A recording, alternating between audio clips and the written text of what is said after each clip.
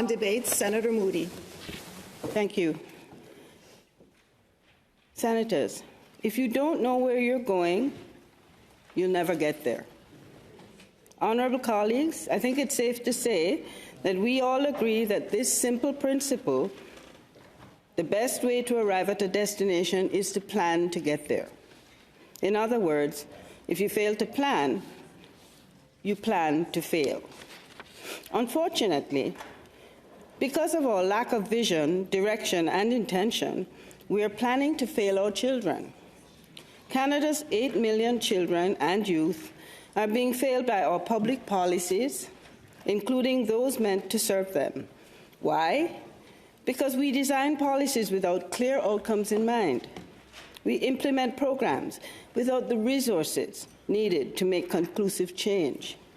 We fail to support cross-sector collaboration or listen to those who need the most help. We have become content with leaving thousands of children behind. Canada doesn't have a vision for the health and well-being of our children and youth. And so, Canada's children and youth are left to be supported by a patchwork of programs, supports, and benefits. This is not good enough. This is why I've tabled before you today Bill S-282, an act respecting a national strategy for children and youth in Canada. This bill is a response to decades of failed approaches and half measures. It calls on the government to build a comprehensive strategy for our children and youth that sets a path to fulfill our obligation to give them a healthy, happy, and hopeful childhood. This bill sets out a framework for a strategy that identifies areas where we are failing children and areas where we are making important progress, and proposes a detailed plan of action to change the status quo once and for all, and to ensure that every child is safe, happy, and healthy. This bill proposes that such a strategy would require defined outcomes, quantifiable indicators, because if we are serious about moving the needle for children here in Canada, we need good data to guide us along the way. Bill S-282 is not the strategy, does not create the strategy, but sets a framework out for the creation of a strategy. A strong strategy, as set out in this bill, must be created through extensive consultation with Canadians. It would be a defined vision that reflects our values as a country when it comes to our children. Colleagues, this is not a new idea. Over half of the 38 OECD countries already have what the OECD calls an integrated policy plan for children's well-being, which is defined as a policy document that sets out the government's approach to promoting child outcomes in several well-being domains. These plans aim to integrate existing and sometimes competing policy initiatives into a cohesive strategy for young people, and formalizes cooperation between those responsible for implementing those policies. Consider the New Zealand example. New Zealand set out ambitious targets to eradicate child poverty and took aggressive action through an action plan that captures the voice of children. This plan, adopted in legislation, was New Zealand's Child and Youth Wellbeing Strategy in late 2018. This legislative framework provides a powerful vision for the lives of New Zealand's children and a plan to make it a reality that involves collaboration between government and civil society rather than in silos. Their plan has clear outcomes based on the social, economic, and environmental factors necessary for children to thrive. Every outcome includes key actions and indicators for progress. New Zealand has also committed to accountability through annual reports on the strategy. To go even further, the government must report on the impact of every federal budget on the ongoing reduction of child poverty. With this strategy, New Zealand has made its commitments to children clear and has given the public the tools to hold them to account for delivering on their promises. This is a comprehensive approach to child and youth well-being. While we must have our own Made in Canada strategy, this example points to what is possible. Another jurisdiction that has taken strides in this area is the European Union. In 2019, the EU Commission President announced the creation of a European Child Guarantee. This plan was a response to the social exclusion and poverty facing 25 million children throughout the EU. The European Child Guarantee's goal is to guarantee children access to a set of basic services. It calls on member states to guarantee free early childhood education and care, free education, free health care, healthy nutrition, and adequate housing. These are the basic building blocks to any safe, healthy, and hopeful childhood. In 2023, a pilot of that guarantee, delivered in partnership with UNICEF, concluded with promising results. Over 30,000 children and young adults across 4 countries, Bulgaria, Croatia, Greece, and Italy, were reached with services and interventions based on the EU's commitment to a vision centered on thriving, healthy childhoods.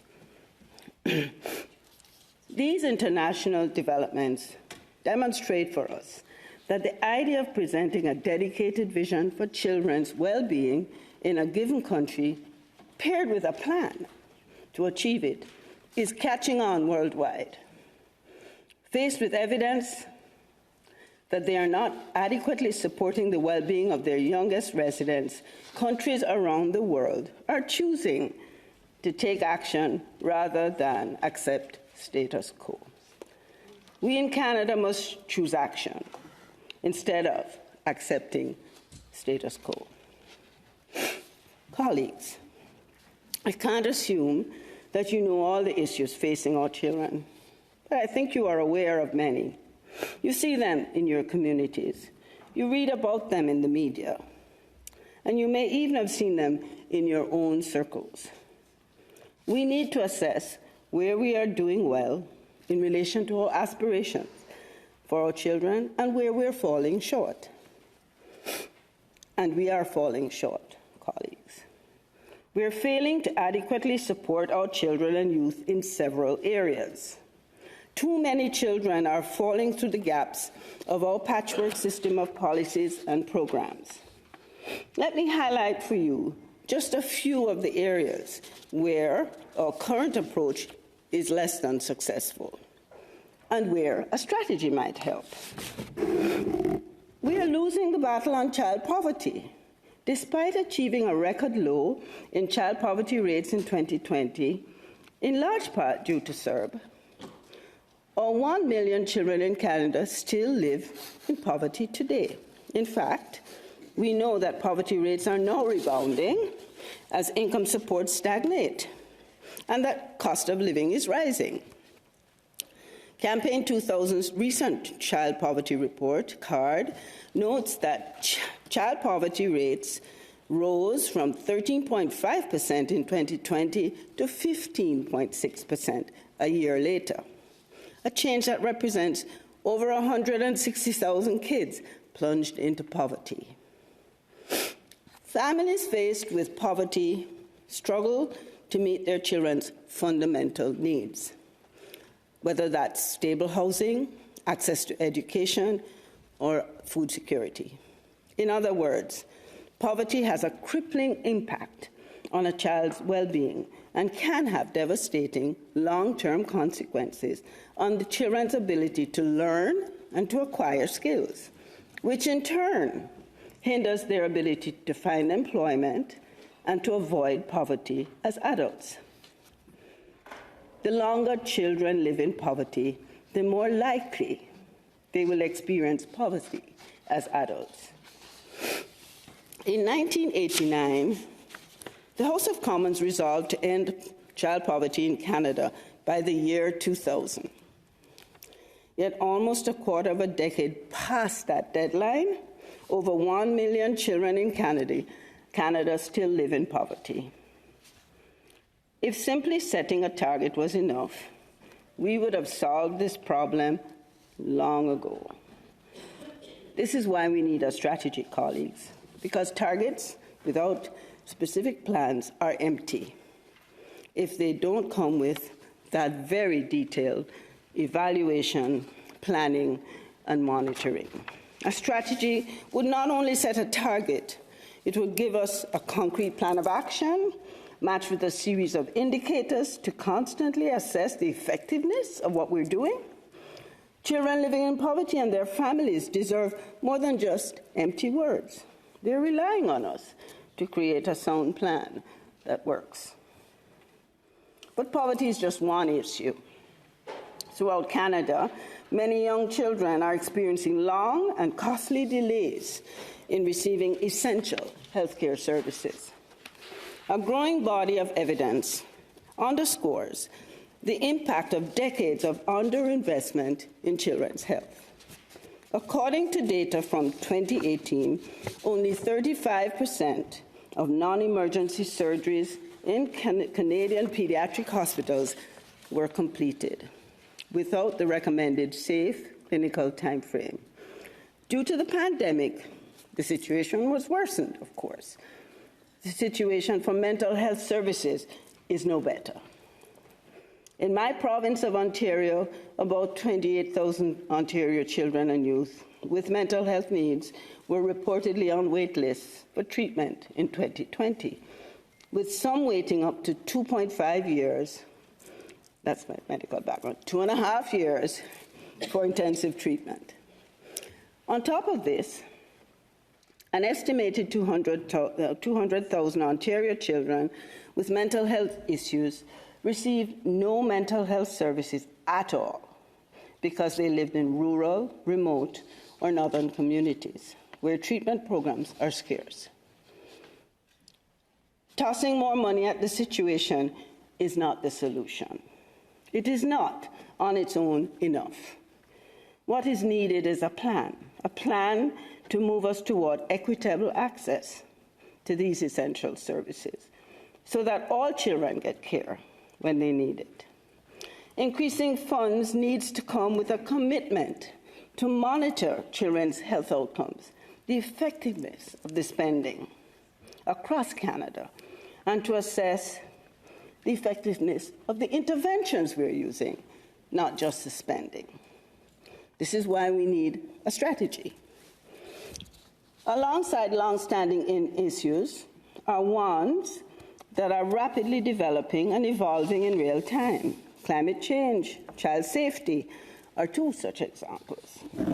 Climate change is a large, global, and interconnected issue, one that is already having significant economic and social impacts across all aspects of our lives.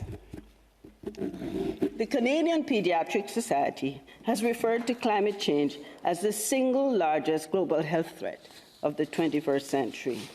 Increased injuries, deaths from extreme weather, negative food effects on food yields leading to food insecurity, risk of displacement due to rising sea levels, negative health impacts from rising pollution are just a few of the consequences children will and are already facing. And this is just the impacts on children's health. What about the other impacts? Economic turmoil from a global economy under stress, or educational disruptions due to natural disasters exacerbated by climate change. Are we doing enough? And are we adequately preparing to support children through the impacts of rapidly changing climate? As we take steps to address the climate crisis, we need to be ready to assess and to address the impacts on children as they rise. A strategy would help us here. In dealing with issues in constant flux, focusing on our desired outcomes will help us target what is most important and determine which interventions will have the biggest impact.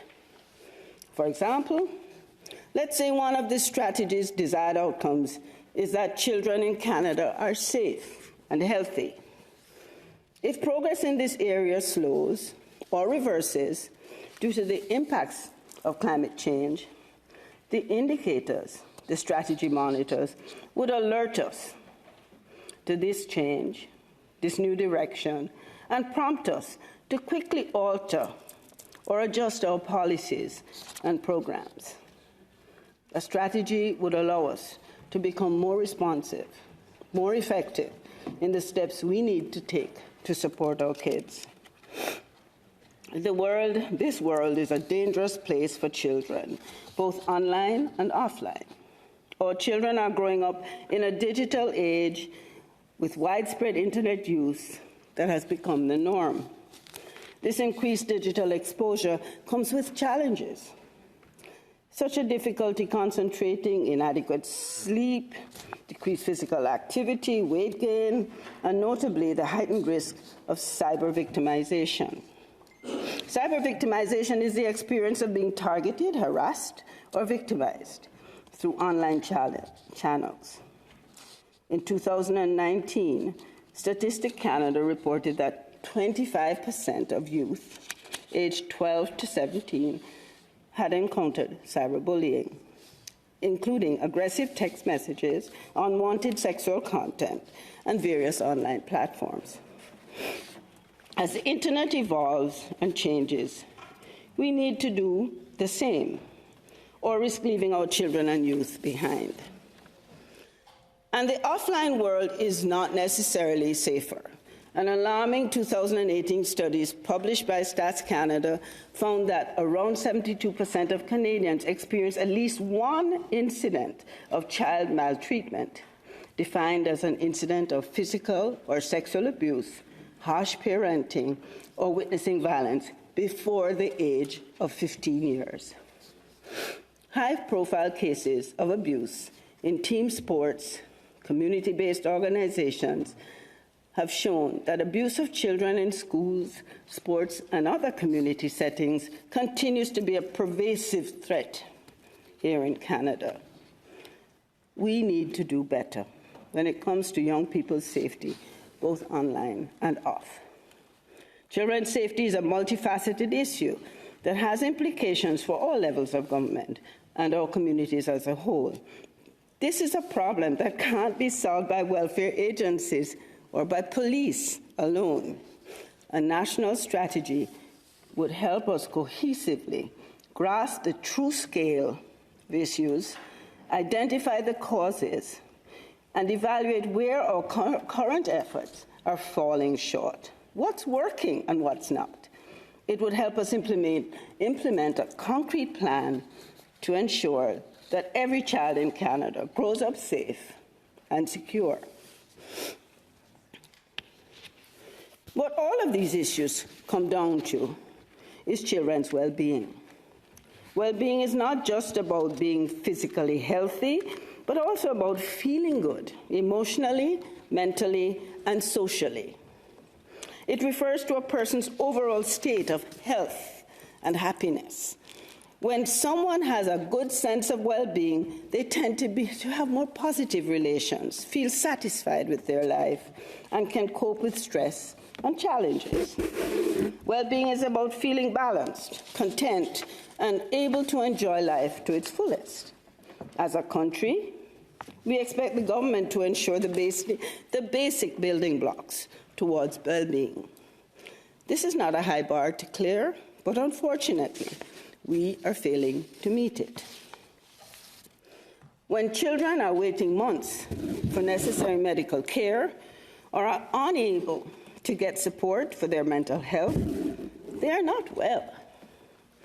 When children are going hungry or are being harmed by adults who are meant to protect them, they're not well. When we allow children to fall through the cracks of our patchwork system, they are not well. We can and we must do better. Fortunately, we have something to build on. There is some good news. Existing programs aimed at children undoubtedly plays crucial roles in supporting children across the country. However, these programs, while making positive strides, often fall short of the kind of strategic, holistic thinking we need to have for our children. Consider the Canada Child Benefit. It's a tax-free benefit paid monthly to help eligible families with the cost of raising their children. For many families, this translates to hundreds of dollars of support every month. The Canada Child Benefit is a commendable effort to alleviate child poverty and has indeed made a significant impact by lifting approximately 250,000 children out of poverty. Nevertheless, the recent increase in child poverty rates underscores the fragility of the progress that has been made, and the need for more robust, sustained efforts are clearly there. This is an example of an area where we have not gone far enough. We have the potential to eradicate child poverty. Child poverty is a policy, and yet over 1 million children in Canada continue to live in poverty today.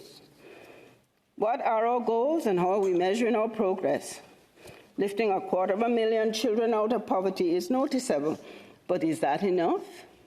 A strategy would help us answer these questions and set the path, the better path, for moving ahead.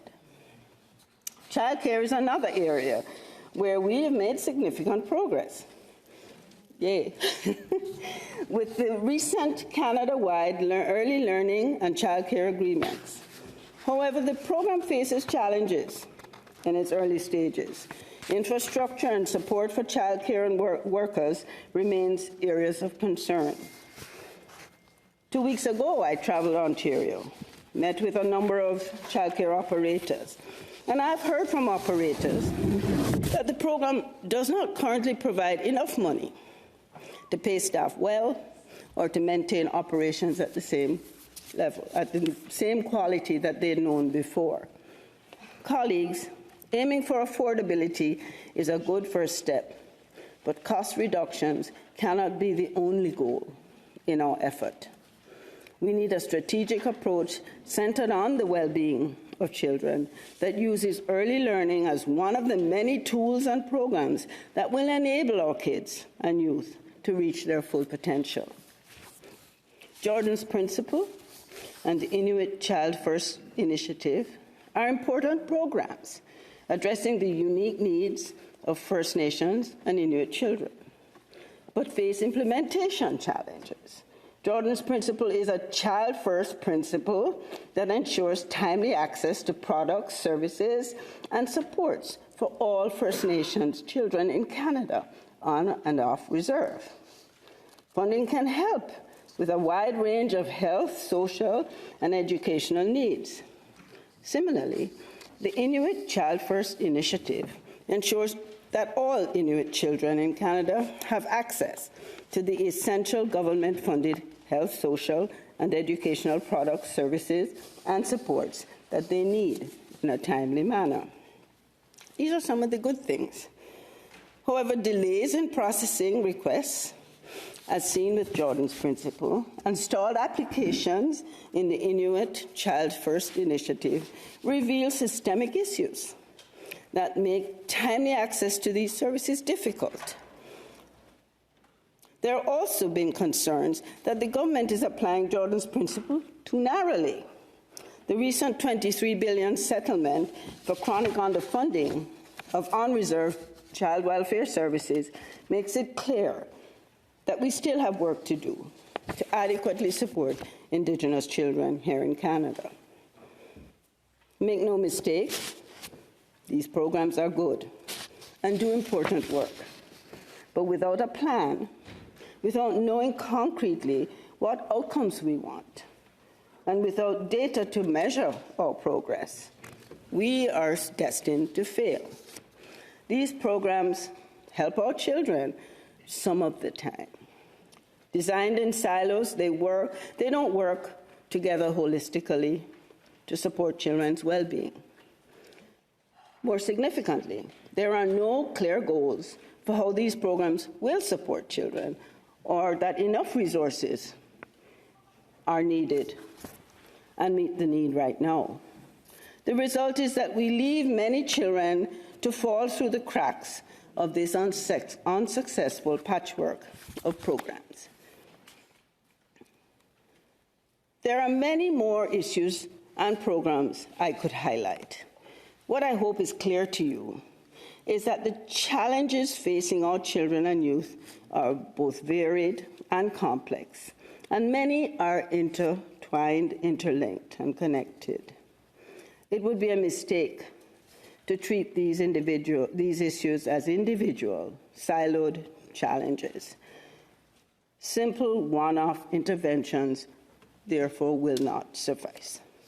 From healthcare to poverty to safety and more, the issues facing youth are interconnected and require a systemic approach and coordination between levels of government and civil society. Colleagues, it is clear to me that we are failing our children because we are applying Band-Aids to counter the issues of the day, rather than a more fulsome, interconnected solutions that set kids on the path to a better future. I know that we can do better. It starts with developing a comprehensive plan that identifies where we need to improve and outlines that roadmap to better outcomes. In fact, this is not an entirely new idea. On the Canadian context, under the leadership of the Honourable Langdon Pearson in 2004, a Canada Fit for Children was a plan that set out the outcomes we want for our children and the steps we needed to take. A collaborative effort. The plan was intended for everyone involved with caring for children and youth. Crucially, it was developed with the input from many Canadians, including children and youth, and identified ways to promote and to protect children's rights. We must build on this and other important work done by Canadians to create a country fit for all children. We must end the patchwork of good intentions and unmet targets. We must provide a path forward for our children, their families, and their caregivers. We need a strategic plan with detailed objectives, clearly defined indicators that speak to progress, that help us rationalize what we're doing and how we're doing it, and specific actions we must take to achieve them. We need thoughtful, meaningful policies that not only end harm, but support our children's well-being to the fullest. This is why this bill is so important. There is a need for transformative change. There is a need for us to think more clearly about what we want for our children. We just need to do the work. You may have seen my recent report in the creation of a national strategy entitled From Vision to Reality. If you haven't, I encourage you to read it. This collaborative report was the result of a series of roundtables and engagements with young people and stakeholders across Canada. These discussions serve to confirm the need for a national strategy and to shape what the strategy might look like. This report and the stakeholders it represents have shaped Bill S-282. For that reason, I'd like to present the details of the bill through the lens of this report. We heard from many, from all the participants, that Canada needs a national strategy. They said, Canada's current government infrastructure for children and youth is failing young Canadians, and that federal budgets fail to adequately focus on children and youth. Instead, the focus is on programs geared at serving the public in general, and their impact on children is more often than not an afterthought.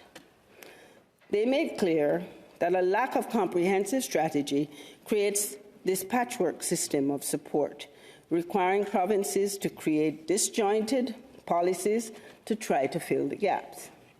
This patchwork is currently leaving many children behind, including the most vulnerable children that we should all be taking care of. But what should a strategy include? While the government would need to do a comprehensive countrywide consultation, our roundtable participants had several guidelines to share. They were clear that the strategy needs to take a rights-based approach, led by the United Nations Convention of the Rights of the Child. They called for an intersectional strategy that adopts the principle of no child left behind and advances substantive equality. Importantly, they made clear that the strategy should include an aim to increase awareness among children and youth of their rights and to help develop their confidence as active citizens. Overall, they called for a broad roadmap toward the respect of children's rights and the implementation of policies that ensure their health and well-being. Subsection 2A of Section 4 of the bill, which outlines mandatory guidelines, reflects many of these comments. It notes that the objectives of the strategy must include a high and consistent standard of living for children and youth across Canada and the complete elimination of child poverty. Highlighting the importance of our international commitments and the need to take a rights-based approach, it also calls for the government objectives to include full compliance with the UN Convention of Rights of the Child and the optional protocols, which we have signed on to, as well as the provision of UNDRIP relating to children and youth. I think we all agree, colleagues, on the importance of these measures. Another area of consensus was the need for clear targets and outcomes. As one participant put it, and I quote, "Any strategy developed for the implementation of children's rights must go beyond statements of policy and principle to set real and achievable targets in relation to the full range of economic, social, cultural, civic, and political rights for all children." These should include specific, measurable, and ambitious outcomes for children and youth. They also noted the strategy should collect and analyze data to ensure accountability, with emphasis on the need for disaggregated data. There should be a plan to share this data alongside information on the progress of the strategy. These comments influence the remainder of subsection 2 and calls for the government to identify a series of outcomes and quantifiable indicators aligned with international accepted standards that would, if met, demonstrate the Government of Canada's objectives have been met, provide an evidence-based assessment of whether these objectives have been met, provide an outline, a detailed plan to address unmet objectives, including a description of immediate actions and possible preventative measures, identify what resources would be required to implement a strategy. The bill also calls on the government to propose oversight and accountability mechanisms, including public monitoring of the strategy's implementation, continued consultation with a wide range of stakeholders on the implementation of the strategy, the ability to update the strategy to address emerging needs, the consideration of complaints from children and youth about how this strategy is being implemented, and finally, parliamentary oversight over the implementation. When asked who should be involved in the development of a strategy, one roundtable participant said that young people have had a difficult time getting authority figures to listen to them, respect their perspectives, and really consider their lived experiences. Children and youth often face an uphill battle to be heard on the issues that affect them. It is clear that the development process for a national strategy should focus on including the voice of young Canadians of all backgrounds. This is reflected in subsection 3 of the bill, which lists children and youth first in the list of those to be consulted on the strategy. They were clear that the consultation process should include representation from all the provinces, territories, municipal governments, academic institutions, and civil society. The consensus from the roundtables is that unilateral action by the federal government would be completely insufficient. Buy-in and participation by the provinces will be important in the creation of an operation of a national strategy. A truly national strategy should include a coordinating mechanism between levels of government.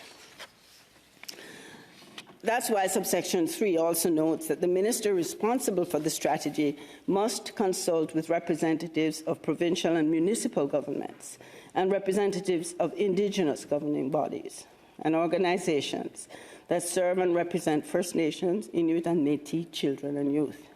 It also calls for the inclusion of relevant stakeholders, including representatives from organizations that serve and advocate for children and youth. In this process, the government must deliberately seek out the voices that reflect the diversity of all children and youth in Canada and their experiences, and build a process that recognizes and addresses the challenges in getting input from all communities.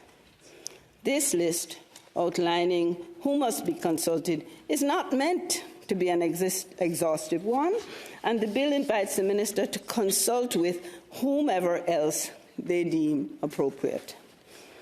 Accountability was a major area of concern highlighted in the roundtables. Regarding the need for public reporting, we heard that the strategy and reporting can be disseminated to all levels, but particularly the public, because the public tool is really handy in keeping things accountable.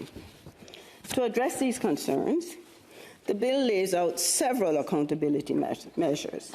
First, it requires that within 6 months of royal assent, and every 6 months thereafter, that until the national strategy is tabled, the minister must table a progress report in which the House of Parliament setting out the progress of the development of the strategy and a list of those who have been consulted, as well as their consent to share their participation. This will give the public insight into the progress of the strategy's development, give young people, stakeholders, and other parties time to join the consultations before they end if they feel that certain vital viewpoints have been missed. The bill gives the government 2 years after royal assent to develop the strategy for youth and children, with a report outlining the strategy to be tabled in both houses of Parliament by that date. It must also be published on a government website within 10 days of tabling. Multiple participants call for regular review periods of the strategy so it stays relevant as the challenges facing children evolve. That's why the bill calls for a review every 5 years in the form of a report outlining the extent to which the National Strategy for Children and Youth has been implemented and an assessment of whether the strategy's objectives have been met or changed, as well as any other relevant conclusions or recommendations about the strategy. So in conclusion, colleagues, I will be blunt. Canada needs this. Canada's children need this. They need to see an end to the patchwork of half measures that characterize our approach to our children. They need leaders to speak with and to listen to children, parents, teachers, caregivers, civil society, and advocates to make sure that no one is left behind. Children need us to say no more to child poverty and poor access to health care. They need us to protect them online and offline and from the harms brought from climate change. They need us to protect and defend their rights. They need a vision for a future where every child can flourish and for us to be willing to put in the work to do this. Canada's children and youth need us to step up. One of the onset premises of this bill is that despite the history and the challenges we have faced as a country in delivering for our children, I believe that parliamentarians from every side care about our children, that you want to build a country fit for children, that we are collectively ready to set this up. That's why I urge you to support Bill S-282. I look forward to hearing other colleagues debate this bill and to sending it to committee for further study. Thank you. Merci. Miigwech.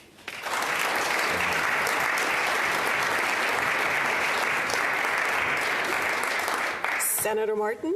No, I'm sorry. Senator McFedrin? Thank you, Senator. Thank you so much, Senator Martin, for seeing me. I have a question to Senator Moody, if that's allowed. Good to me. Senator Moody, it was a very comprehensive speech, and I know it reflects extensive work by you and your team, and I thank you most sincerely. I want to zero in on child poverty and to ask if you could tell us a bit more about how this act and the strategy would accelerate, galvanize, inspire much more concrete action to eradicate child poverty in Canada. The question you ask is so important because it speaks to the entire strategy. How will the strategy do what it claims to want to do? What it allows us to do is to take first of all, as a country, decide what it is we value, what we want for every child. And having set that principle, set it down in writing, established it as our goal, the outcome, the desired outcome, that we follow through with the information, frankly, we already have. We have a lot of this information. There is a lot of civil society that can provide us with reams of data that tell us where we're failing, where things are actually working, what interventions have the most impact. And if we can use an evaluative process that follows through on a declaration that starts with, we want to eradicate child poverty, to revisit, to reassess as we go along from month to month, year to year, to understand, is it working? What's working? How can we repurpose investments over here that are not impactful into the types of interventions that we know work? Then we can accelerate, build the momentum, and move things along with real investment. Many may actually say, what's the cost of this? Well, I would propose that we save money by understanding where our investments work and by pulling the money from areas where, frankly, what we're doing is throwing mud against a wall and it's not sticking. We need to understand that, and we need to bring in new policies that align so that we're building.